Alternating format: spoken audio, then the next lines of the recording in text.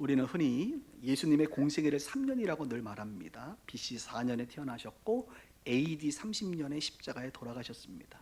짧은 33년의 삶을 우리 예수님께서 사셨습니다. 그 중에서도 마지막 3년을 공적 생애, 공생애라고 말합니다. 메시아, 구원자로서의 공적 생애를 예수님께서 사신 것입니다. 그런데 왜 예수님의 공생애가 3년일까? 3년이라고 하는 그 근거는 무엇일까? 이런 생각을 하게 됩니다. 예수님의 공생애가 1년일 수도 있고 2년일 수도 있고 4년이거나 5년이거나 뭐 10년일 수도 있을 것 같은데 무슨 근거로 딱 3년이라 이렇게 학자들은 말하고 있는가라고 생각해 볼 것입니다.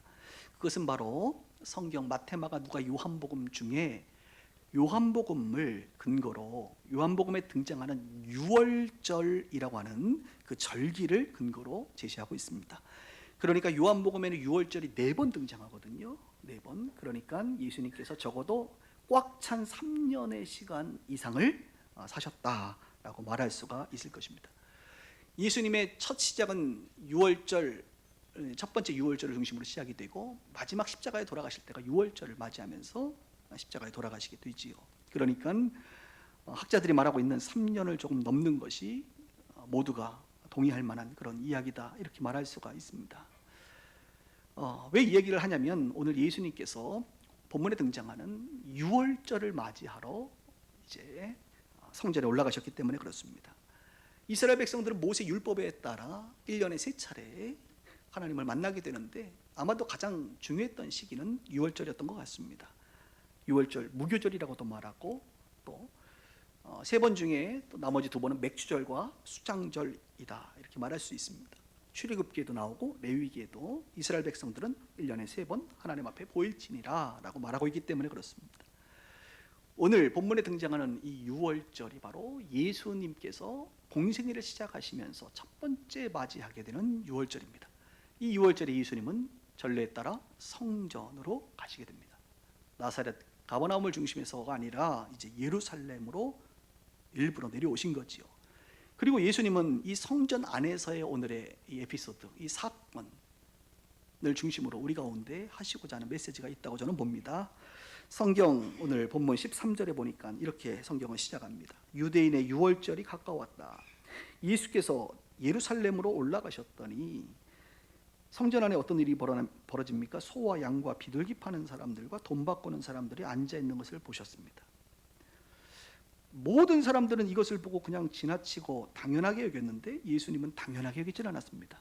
노끈으로 채찍을 만들어서 흔히 얘기하는 소란을 좀 피우십니다. 양이나 소를 다 성전에서 내쫓으십니다. 돈 바꾸는 사람들의 돈을 쏟으십니다. 상을 엎어버리십니다.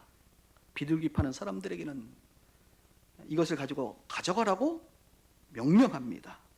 그러면서 내 아버지의 집으로 장사하는 집을 만들지 말라라고 하는 메시지를 하십니다. 이 이야기를 할 때에 제자들이 성경 말씀 시편 69편 9절의 말씀을 떠오르게 됩니다. 내 주의 전을 사모하는 열심이 나를 삼키리라. 우리가 가지고 있는 성경 시편 69편 9절은 주의 집을 위하는 열성이라고 표현하고 있는데 예수님께서 주님의 전을 사모하는 열심이 그에게 있다라고 하는 이 말씀을 이루셨다라고 보고 있는 것이죠. 여러분, 예수님의 이 행위를 어떻게 생각하십니까? 서동, 난동이라고 말할 수 있을 것입니다. 예수님께서 지금 분노하고 계십니다. 분노. 예수님은 마음이 온유하고 겸손하시는데 어떻게 분노라는 것을 아세요? 여러분, 예수님 분노하세요. 하나님도 분노하세요. 질투하세요. 화내세요. 물론 서신서가 말하고 있는 이 죄의 모습들 중에 분냄이라는 게 있잖아요. 분을 내지만 이 분냄하고는 차원이 좀 다르지요.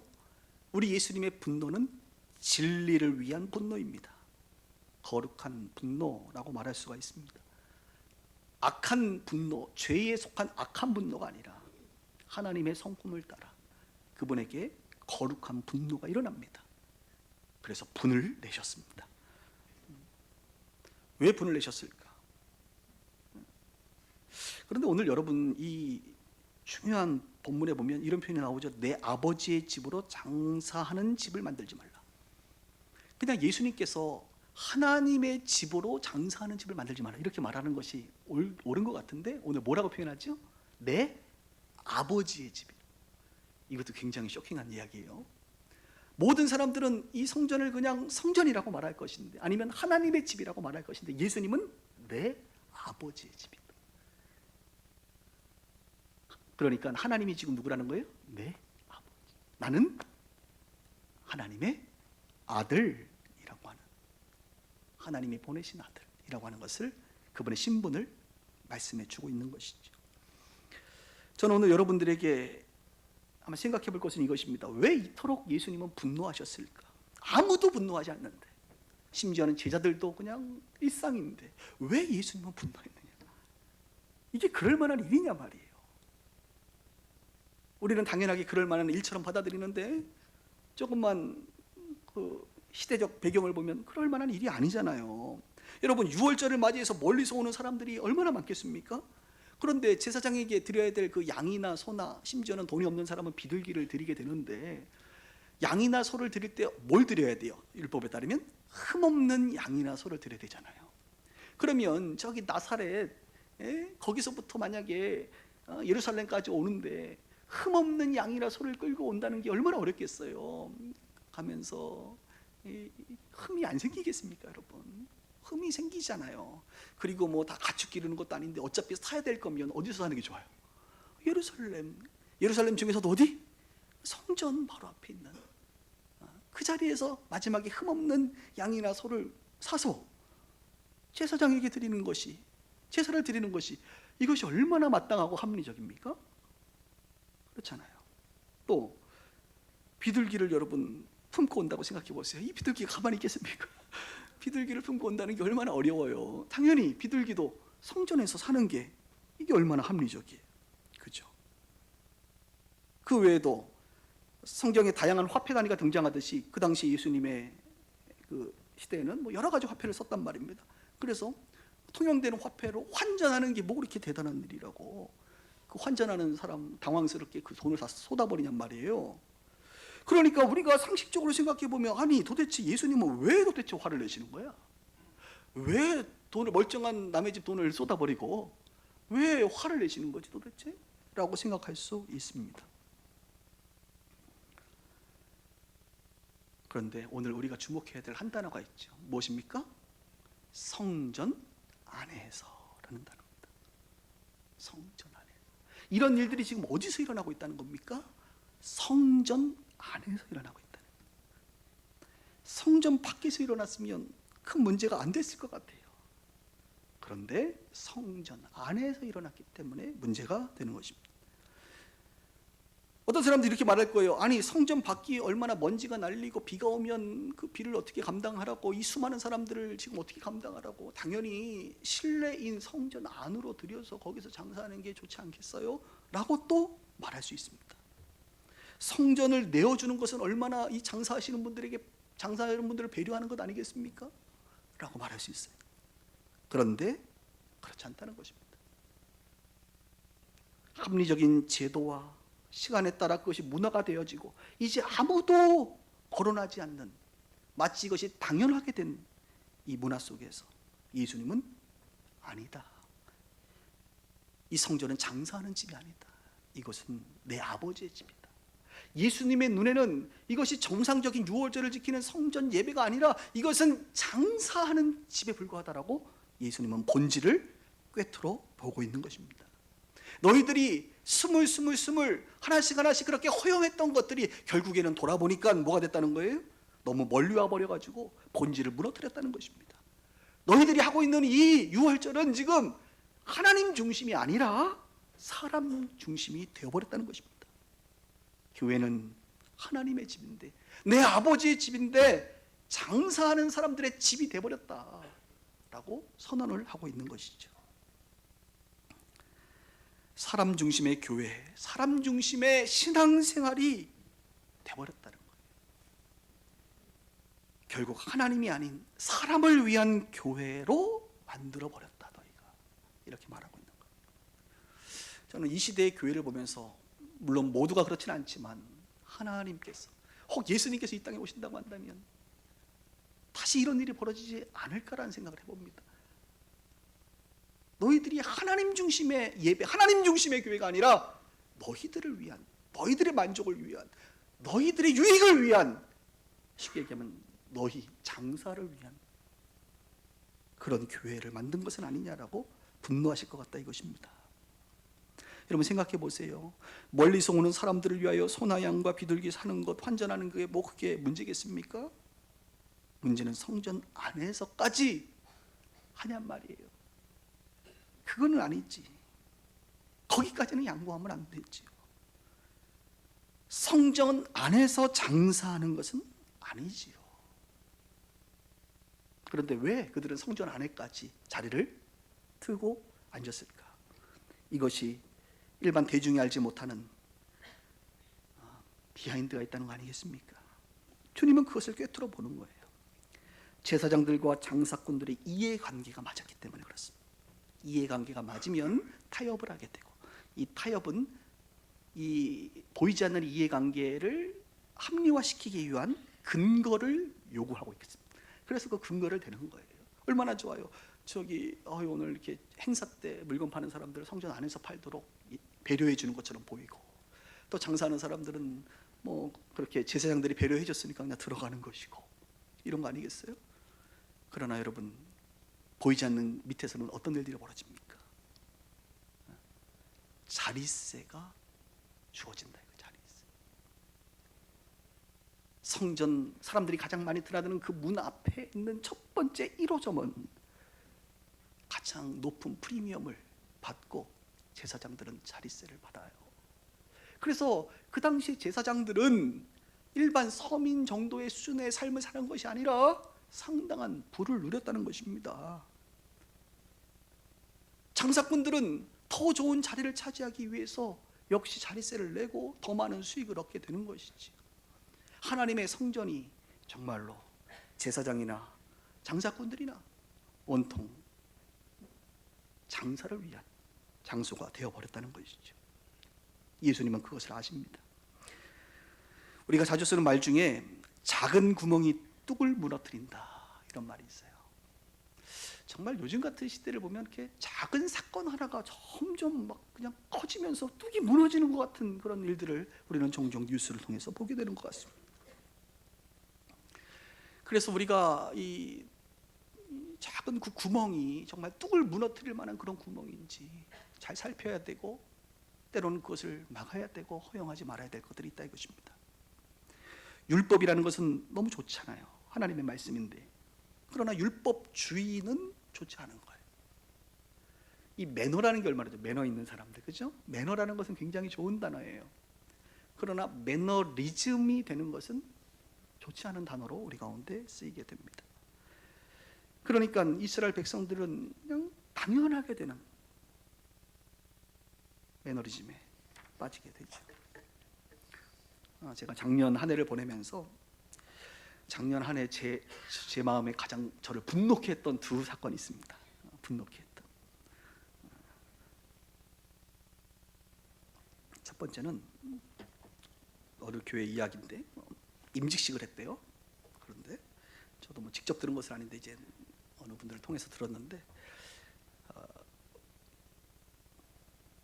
강단에서 그 주일날 교회 소식을 알리는 그 시간에 공개적으로 장로는 임직식 때 얼마를 내야 되고, 권사님들은 얼마를 내야 되고, 안수 집사님들은 얼마를 내셔야 된다, 이렇게 얘기를 했다는 이야기를 듣고 제가 욱 올라와가지고 이러한 욕이 나올 뻔했어요. 정말로. 그러나 욕을 하진 않았습니다. 여러분, 이런 그동안 수고했으면 오히려 교회에서 잘 섬겨드려야지 이러면서 제가. 근데 뭐 이것은 성도들만의 이야기는 아니죠. 이런 일들은 한국교회에 일반화된 이야기입니다. 그 외에도 어느 목사님이 이제 청빙을 받았는데, 청빙을 하는데 이제 받는 데 있어서 전임자에게 이제 뭐 퇴직금은 교회에서 이제 주죠. 좀 자리 잡힌 교회들은 다 줍니다. 그런데 퇴직금 말고 이 오시는 새로운 목사님은 가시는 목사님에게 별도의 전별금을 둘이 이면 계약을 하는 일들이 이제 있게 되는 거예요. 이게 아주 특별한 이야기가 아니라 한국교회 전반적인 이야기다. 그래서 다행히 저를 청빙 안 해줘서 감사하고 저는 개척해서 얼마나 다행인지 모르겠습니다만, 근데 이것이 목회자들 세계에서 너무나도 지극히 당연하게 여겨지는 그런 일들을 들으면 정말 너무 마음이 아파요. 올라오죠. 합리적으로, 이성적으로 충분히 이해할 수 있습니다. 임직식 때 그렇게 하는 거 이해할 수 있고, 청빙할 때 그렇게 하는 거 이해할 수 있어요. 충분히 이해할 수 있어요. 그리고 어려운 환경들도 있으니까 충분히 설득할 수도 있어요. 그러나 어느 순간 우리도 알지 못하는 사이에 이것이 당연한 것이 되어 성전 안에서 물건 파는 것과 장사하는 것과 같은 이런 본질을 훼손해버리는 우리의 모습을 보게 된다 이것입니다. 교회를 세우고 진리를 지키는 것은 때로는 자기 희생이 필요하고 포기가 따르는 법인데, 자기 희생과 포기의 모습은 없는 거거든요. 이게. 또 하나의 작년에 저를 화나게 했던 것은 이 정치판에서 지금도 마찬가지지만 교회를 앞세우는 것입니다. 여러분, 하나님은 어떤 이념과 이데올로기에 담을 수 있는 분이 아닙니다. 하나님은 인간 따위들이 만들어 놓은 이념과 이데올로기에 갇힐 수 있는 분이 아니에요. 그것을 대변할 수도 없어요. 교회는 누군가의 명예와 신념과 이념을 위해 동원되는 곳이 아니에요. 교회는 오직 하나님의 집일 뿐이에요. 교회는 좌측이든 우측이든 어떠한 이념과 이데올로기를 지지하지 않습니다. 물론 어느 쪽에 더 가깝냐라고 논할 수는 있겠습니다만, 교회는 그것을 대변할 수 없어요. 교회는 오직 각 정책과 하나하나 개별 사건에 대해서 성경이 말하고 있는 바를 지지하거나 반대할 수 있을 뿐이에요. 어느 집단을 대변하지 않습니다.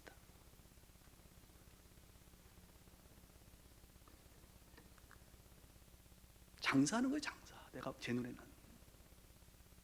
우리는 무관심한 것이 아니라 개인의 의견과 신념에 따라서 얼마든지 할 수 있어요. 다 존중합니다. 그러나 교회는, 하나님은 대면할 수 없다 이것입니다. 이런 것들이 참 마음을 아프게 해요. 최근에도 어느 분이 연락이 와서 교회에서 이제 자꾸 목사님이 이제 60대 한 중반 되셨는데 정치 얘기를 너무 많이 하시니까 연초 공동회의 재직회에서 공개적으로 성도들이 더 이상 정치 얘기를 하지 마시기로 얘기를 했다는 얘기를 듣고, 그 사이에 젊은 사람들이 다 빠져나갔다는 거예요. 목사님의 개인적 성향과 신념에 따라 할 수 있지요. 그러나 그것을 왜 강단에서 하냔 말이에요. 개인적으로 가시고 하는 거야. 누가 뭐라 그래요. 그러나 왜 주님의 이름으로, 하나님의 이름으로, 교회의 이름으로 마치 하나님의 생각인 것처럼 그렇게 몰아가냐 이것입니다. 저는 좌파도 아니고 우파도 아니고 저는 예수파라고 늘 얘기하고 있잖아요. 저는 성경이 말하고 있는 각 사업별로 의견을 가질 뿐입니다. 오해하지 말기는 바래요. 저희 어머니가 이제 이번에도 명절에 이제 갔다 왔는데, 저희 어머니가 하시는 일 중에 하나가 있는데 뭐냐면, 방송 보시는데 이제 자기 얘기하니까 깜짝 놀라시겠네 오늘 저녁에. 우리 어머님은 시장에, 석관동 석관시장에 가셔가지고 기름을 짜세요. 참기름, 들기름 이런 거 있잖아요. 그걸 기름을 짜가지고 파세요. 그래서 내가 얼마에 짜냐 그랬더니 기름을 짜면 이제 6,000원에 병 하나를 6,000원에 만든다는 거예요. 그래서 얼마에 파냐 했더니 7,000원에 파신대. 얼마가 남아요? 1,000원이 남아요.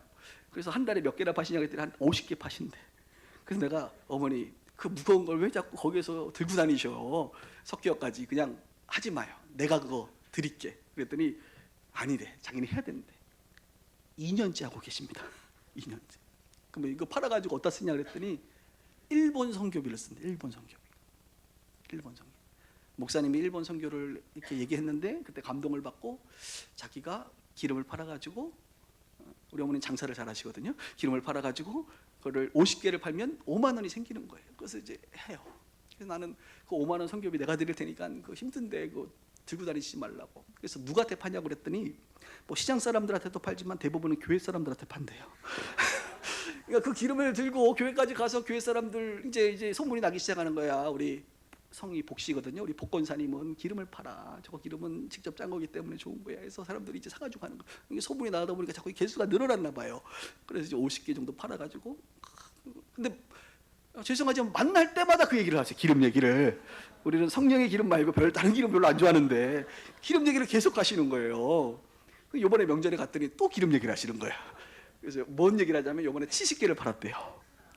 이제 명절 대목이었나 봐요. 그래서 많이 팔았다고. 그래서 자기가 7만 원을 이번에는 일본 선교에 했었다고. 그래서 참 제 마음에 그냥 말리지 못할 것 같아요. 그냥 계속 그렇게 사시라고. 그 속으로 저기 허리들 안 좋으신데 그 기름 들고 다니다가 허리 고치는 값이 더 들 텐데 이러긴 합니다만 뭐 믿음대로 하는 거니까. 그리고 이번에 마지막에 이런 결정적인 얘기를 하더라고요. 아들 목사 기름 줄까? 그래서 내가 순간 이거를 돈을 받겠다는 건지 안 받겠다는 건지 이거를 모르겠어서 제가 됐다고 그냥 그러고 이제 나왔는데 지금 장사해야 하는 얘기를 하고 있잖아요, 그렇죠? 교회에서 기름 팔면 장사하는 거네요, 그렇죠? 그거 팔면 됩니까, 안 됩니까? 한국 교회는 전통적으로 우리 빗소 교회는 그렇지 않지만 이제 명절 되면 떡을 팝니다. 떡을 팔아서 전도회에서 떡을 팔기도 하고 해서 그 수입을 가지고 어딘가에 쓰고 있어요. 많은 걸 팔아요, 교회에서는. 우리 청년들도 보니까 청년부도 지난번에 보니까 여름에 슬러시라고 그래가지고 그거 좀 그냥 공짜인 줄 알았더니 옆에 보니까 뭐가 있어요? 모금함이 있잖아요. 돈 내고 먹으라는 거예요. 팔아요. 슬러시도 팔아요. 오늘 성경 본문을 그냥 문자적으로 우리가 받아들이면 교회에서는 기름 팔면 안 되는구나, 슬러시 팔면 안 되는구나 라고 해석할 수 있습니다. 물론 저는 뭐 교회에서 이런 거 파는 거 별로 좋아하지 않는 목사입니다. 그냥 나눠주실 거면 나눠주시고 팔지 마세요, 이런 입장이지만, 그러나 제가 설교를 준비하면서 우리 어머님은 성전에서 장사를 하시는 분인가? 라는 생각을 해봤어요. 그런데 우리는 지금 본질에 대한 이야기를 다루고 있잖아요. 그것이 아니죠. 성경은 믿음의 지체들을 먼저 돌보라고 말합니다. 교회 식구들 중에 장사하시는 분들이 있습니다. 사업장 가지신 분들이 있습니다. 각자의 직업을 가지신 분들이 있습니다. 그런 것들을 도움을 주고 또 도움을 받고 하는 것은 아주 좋은 일입니다. 아주 좋은 일이에요. 그러나 성경이 말하고 있는 이 본질, 교회가 그 누군가에게 사업을 위한 도구가 되어서는 안 된다, 장사를 위한 성전이 되어서는 안 된다, 이것을 말하고 있는 거예요. 우리의 신앙생활과 우리의 예배생활과 우리의 교회생활이 과연 나의 유익만을 위한 교회생활인가 아닌가를 생각해보자 이것이죠. 물론 그런 분 없을 거라고 생각을 합니다. 교회는 어떤 곳이죠? 아버지의 집은 어떤 곳입니까? 크게 세 가지 말할 수 있죠. 아버지의 집은 아버지를 예배하는 곳입니다. 영과 진리로 예배하는 것이에요. 진정한 경배와 찬송을 올려드리는 것이고, 하나님의 진리의 말씀이 선포되고 그것을 통하여 우리의 생각과 마음이 바뀌고 하나님의 사람들로 변화되어가는 그런 곳이 바로 교회입니다. 성전입니다. 성전은 아버지께 기도하는 곳이죠. 눈물로 하나님께 부르짖는 곳입니다. 하나님의 나라를 위하여 구하는 곳이 바로 교회입니다. 진심이 상달되는 곳이 교회입니다. 우리의 진심, 우리의 소망, 우리의 간절함이 상달되는 것, 그 기도가 있는 곳이 교회란 말이에요. 예수님께서 오늘 첫 번째 유월절을 지키러 들어가셨지만 마지막 네 번째 유월절을 지키러 갈 때 십자가 돌아가시기 전에 하셨던 말씀이 무엇입니까? 똑같은 일을 행하면서 내 집은 만민이 기도하는 집이다, 내 집은 장사하는 곳이 아니라 내 집은 기도하는 집이다 라고 말하고 있잖아요. 안나 선지자도 기도했고 한다라고 하는 여인도 기도했고, 성전은 기도하는 곳이, 오순절이 임하는 그때에 사도들은 성전에 기도하러 갔고, 하나님의 집 성전은 기도하는 곳이란 말이에요. 하나님을 예배하고 하나님께 기도하고, 그리고 마지막으로 하나님을 알아가는 곳입니다. 하나님을 알아가는 곳. 여러분, 제가 아주 복된 소식을 알려드릴게요. 2020년도 너무 일하려고 하지 마시기 바랍니다. 너무 일하려고 애쓰지 마세요. 심지어는 주님을 사랑하려고 애쓰는 것도 조금 절제하세요. 이게 무슨 말이야? 아까 예수 사랑합니다 고백하더니, 우리가 정말 해야 될 것은 교회에서 일하는 것도 아니고 예수님을 사랑하는 것도 아니에요.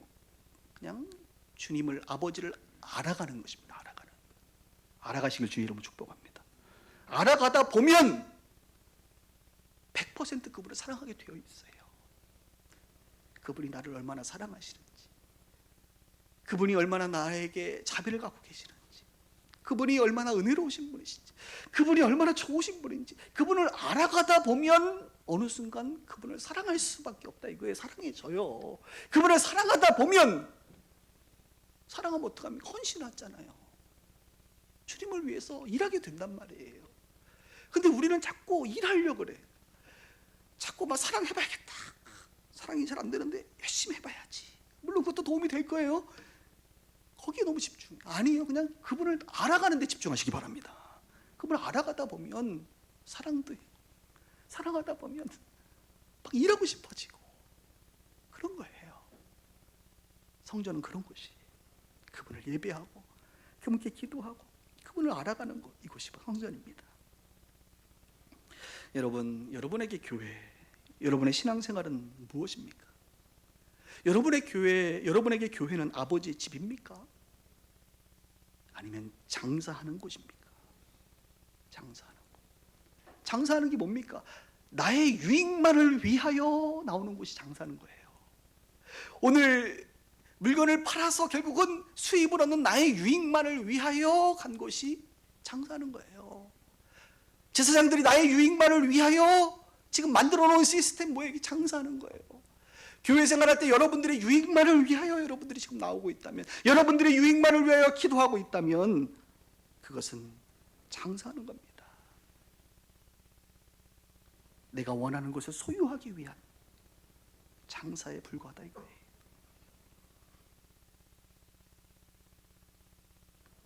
성전은 내 아버지가 계신 곳입니다.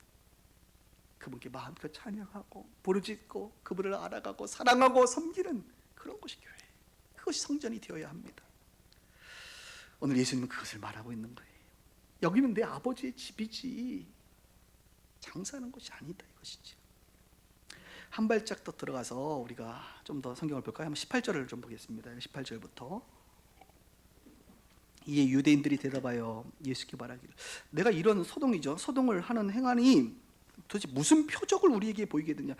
예수는 이런 일들 하고 나면 우리에게 뭔가 메시지를 주고 표적을 보이지 않느냐? 물어보는 거예요. 그랬더니 19절, 예수께서 대답하여 이르시되 너희가 이 성전을 헐라. 엄청난 메시지를 합니다. 내가 사흘 동안에 일으키리라. 그래서 유대인들이 서로 말하는, 이 성전이 지금 46년 동안 지어졌거를 3일 만에 일으킨다고? 그러나 예수는 성전된 자기 육체를 가리켜 말씀하신 것이라. 죽은 자 가운데 살아나신 후에 제자들이 이 말씀을 기억하고 깨닫게 됩니다. 예, 여러분, 46년 동안 지어진 성전. 첫 번째 성전은 솔로몬 성전이죠. 두 번째 성전은 스룹바벨에 의해서 포로 귀환되고 나서 스룹바벨 성전이라고 말하고, 오늘 예수님이 만난 성전은 헤롯 성전이라고 말합니다. 헤롯이 유대인들의 마음을 사기 위하여 만든 성전이죠. 46년 동안 지어진 성전을 3일 만에 다시 짓겠다는 것, 이것은 분명 눈에 보이는 성전을 말하는 것은 아닙니다. 예수님은 지금 눈에 보이지 않는 성전을 말하고 있는 거예요. 자기 육체를 말하고 있는 것입니다. 성전에는 하나님이 거하시죠. 성령님이 거하십니다. 솔로몬 성전에도 하나님이 임재하셨고 그들의 기도를 들으셨습니다. 헤롯 성전에도 하나님을 임재하셨고 그들이 그곳에서 기도할 때에 하나님을 들으셨습니다. 그런데 주님은 이제 새로운 차원의 하나님의 임재를 말하고 있는 것입니다. 바로 예수 그리스도를 통한 새로운 성전. 우리는 그것을 그분의 몸이다라고 말하지. 예수님이 성전이라 이거예요. 예수님이 머리가 되시고 우리 백성들이, 하나님의 백성들이 몸이 되는 거예요. 예수님은 교회의 머리, 우리는 그분의 몸. 그런데 성도들이 이런 생각을 해요. 머리와 몸을 따로 구분해요. 아, 예수님은 교회의 머리지, 그냥 우리는 교회의 몸이네. 따로 여러분 이야기할 수 없어요. 머리가 지시하는 말을 몸은 행동하게 되어 있고, 머리 없는 몸? 이거는 말이 안 되는 거예요. 몸 없는 머리는 말이 안 되는 거예요. 머리와 몸이 하나라는 거예요. 신랑과 신부가 한 몸인 것처럼 우리는 예수님의 신부가 되어 예수님과 함께 교회의 하나인 겁니다. 예수님 없는 교회? 우리 없는 교회? 이것은 말이 안 되는 거예요. 그래서 성경은 예수님은 교회의 머리고 우리는 그분의 몸이다 라고 말하는 거예요. 그러니까 우리 몸, 머리이신 예수님은 완전하시잖아요. 그런데 몸인 우리는 불완전해요. 우리가 이 몸을 더럽히면 성전이 더러워지는 거예요. 우리가 이 몸이 장사하면 이 성전은 장사하는 곳이 되는 거예요. 우리가 이곳에서 예배하고 기도하고 하나님을 알아가면 성경이 말한 진정한 성전이 되는 거예요. 하나님은 여러분을 장사꾼으로 부르지 않았습니다. 하나님은 우리를 교회로, 성전으로, 예배자로 불렀습니다. 여러분들이 장사를 세상에서 하더라도 그 장사가 장사를 위한 장사이면 장사꾼이 되지만, 하나님이 주신 소명이고 그것이 예배적인 삶이라고 한다면 그것은 장사의 행위이지만 장사가 아니라 그것은 하나님을 예배하는 진정한 성전의 삶을 살아가는 것이라는 거예요. 저는 교회에 대한 이야기를 할 때마다 에베소서 2장 20절 말씀이 참 깊이 마음에 와닿는데 한번 들어보십시오. 너희는 사도들과 선지자들의 터 위에 세우심을 입은 자라. 그리스도 예수께서 친히 모퉁이 돌이 되셨느니라. 그의 안에서 건물마다 서로 연결하여 주 안에서 성전이 되어가고 너희도 성령 안에서 하나님이 거하실 처소가 되기 위하여 그리스도 예수 안에서 함께 지어져 가느니라. 사도들을 통하여 터가 만들어졌고, 예수님께서 십자가와 부활을 통하여 머릿돌, 모퉁이돌이 되셨고, 그 위에 저와 여러분들이 함께 지어져 가고 있는 중이라 이거예요. 그래서 우리는 지금 성전을 건축하고 있습니다. 어떤 성전이요? 진정한 교회. 헤롯 성전이 아니라, 솔로몬 성전이 아니라, 스룹바벨 성전이 아니라, 이 건물이 아니라 진정한 교회를 우리는 지금 짓고 있는 중이에요. 저는 이 교회가 아름답게 완공되길 축복합니다. 이 교회가 영광스러운 교회가 되길 바랍니다. 원래 교회는 영광스러운 것이거든요. 그러나 지금 이 시대의 교회가 영광스럽지 못하고 있는 것 같아요. 왜요? 장사꾼들이 장사를 하고 있으니까 그런 것 같아요. 온전한 하나님의 영광이 나타나는 그런 교회로 함께 지어져 가고 있다는 사실을 우리 모두가 기억했으면 좋겠습니다. 올 한 해가 이제 시작이 또 됐죠. 저는 우리를 그리스도의 몸으로 부르신 하나님 앞에 함께 지어져가는 모습이 되기를 바랍니다. 그래서 교회가, 내가 교회니까, 몸이니까 이 내가 장사하는 곳이 되면 안 되는 거예요. 한 발짝 더 나아가 내가, 이 교회가 하나님의 집이라고만 그냥 부르는 곳이 돼서는 안 돼요. 하나님의 집, 세상 사람들도 하나님의 집이라고 불러요. 우리에게는 오늘 예수님과 같이 표현해야 됩니다. 내 아버지의 집이다. 이것은 교회야. 이것은 하나님의 집이야. 다 맞는 말이에요. 그러나 여러분들에게 적어도 하나님은 아버지가 아닙니까? 이것은 내 아버지의 집이야 라고 하는 고백이 우리 가운데 있어야 됩니다. 그럴 때 교회를 정결하게 할 수 있어요. 예수님이 이렇게 오늘 분노했던 이유는 남의 집이 아니거든요. 남의 집이면 우리가 뭐 이렇게 뭘 어떻게 하든 간에 신경 씁니까? 내 집이니까, 내 아버지 집을 지금 이렇게 만들었으니 화가 날 수밖에 없죠. 우리의 교회들, 이 땅의 교회들이 남의 집입니까? 아니죠. 우리의 집이잖아요. 우리의 집이 장사하는 곳이 돼서는 안 되죠. 설교를 준비하고 이제 마무리하면서 갑자기 떠오른 사람이 한 명 있습니다. 돌아온 탕자. 그래서 오늘 설교하는데 오늘 탕자 한 명이 돌아올라나 이런 생각을 좀 했어요. 탕자가 어디로 갔습니까? 아버지의 집으로. 아버지. 잘 간 거죠. 오늘 여기 혹시 탕자라고 생각하시는 분들이 있습니다. 저도 탕자예요, 사실. 매주가 탕자 같은 모습이 있죠. 다른 데로 가지 말고 내 아버지의 집으로 돌아갈 수 있기를 주님의 이름으로 축복합니다.